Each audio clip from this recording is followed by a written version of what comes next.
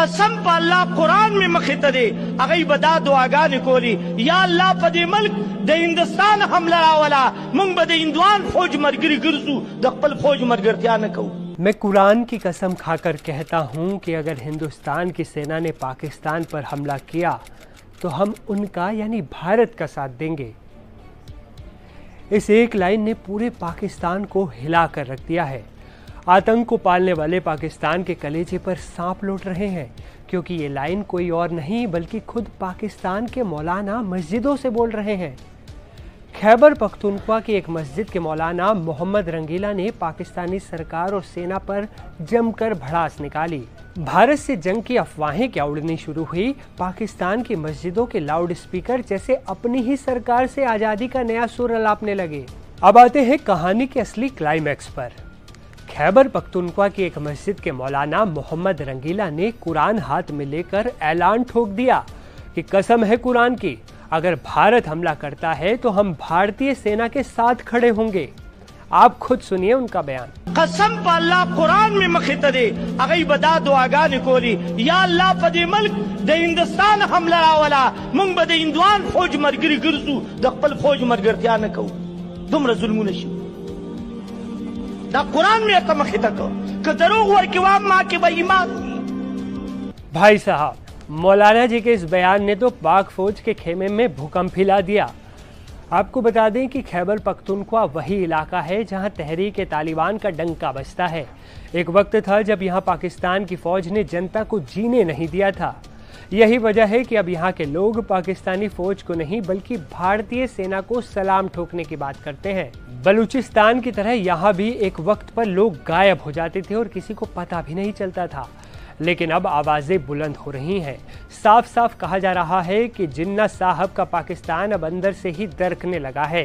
तो ये तो बात हुई खैबर पख्तूनख्वा की मस्जिद की। वहीं पाकिस्तान की राजधानी इस्लामाबाद की मशहूर लाल मस्जिद से भी ऐसी बातें कही गई जिसे सुनकर पाकिस्तान की सरकार, सेना और वहां पलने वाले आतंकियों के होश उड़ जाएंगे। सबसे पहले आपको बता दें कि 1960 के दशक में बनी इस्लामाबाद की ये लाल मस्जिद काफ़ी मशहूर है।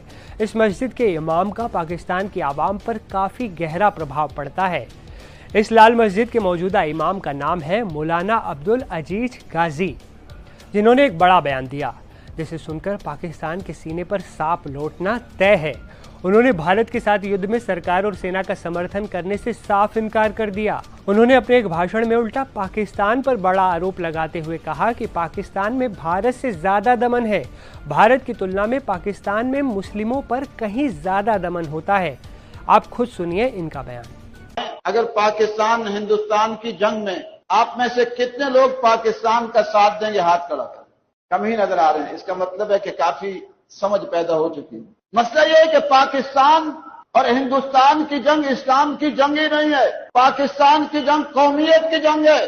और आप सल्लल्लाहु अलैहि वसल्लम ने फरमाया, किसी ने पूछा कि एक शख्स कौमियत के लिए लड़ता है, शुजाअत के लिए लड़ता है और गैरत के लिए लड़ता है, तो कौन अल्लाह के रास्ते में है? तो आपने उसका उसूल और ज़ाब्ता बताया, मन कातला लितकून कलिमतुल्लाहि हियल उलिया। फरमाया वो अल्लाह के रास्ते में जो इसलिए जिहाद करता है, क़िताल करता है कि अल्लाह का दीन सर बुलंद हो जाए। आज पाकिस्तान में जो कुफरिया निजाम है, जो जालिमाना निजाम है और जो फिस्क़ फुजूर है, वो हिंदुस्तान से ज्यादा बढ़कर, हिंदुस्तान में इतना जुल्म नहीं है जितना पाकिस्तान में जुल्म है कि लाल मस्जिद जैसा अलमनाक सानहा हिंदुस्तान में हुआ। मौलाना गाजी ने पाकिस्तान के आवाम से गुजारिश करते हुए कहा कि पाकिस्तान का ये युद्ध इस्लाम की रक्षा के लिए नहीं है, बल्कि ये केवल राष्ट्रीयता की लड़ाई है, इसलिए हमें इसमें शामिल होने की कोई ज़रूरत नहीं है।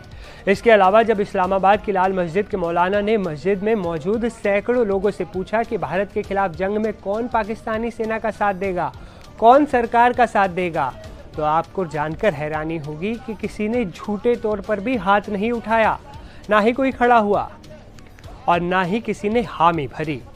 ऐसे में पाकिस्तान के होश उड़ना तो तय है। आपकी इस खबर पर क्या राय है, नीचे कमेंट्स में बताएं। इस वीडियो में फिलहाल इतना ही, मिलेंगे एक नए वीडियो में, तब तक के लिए नमस्ते।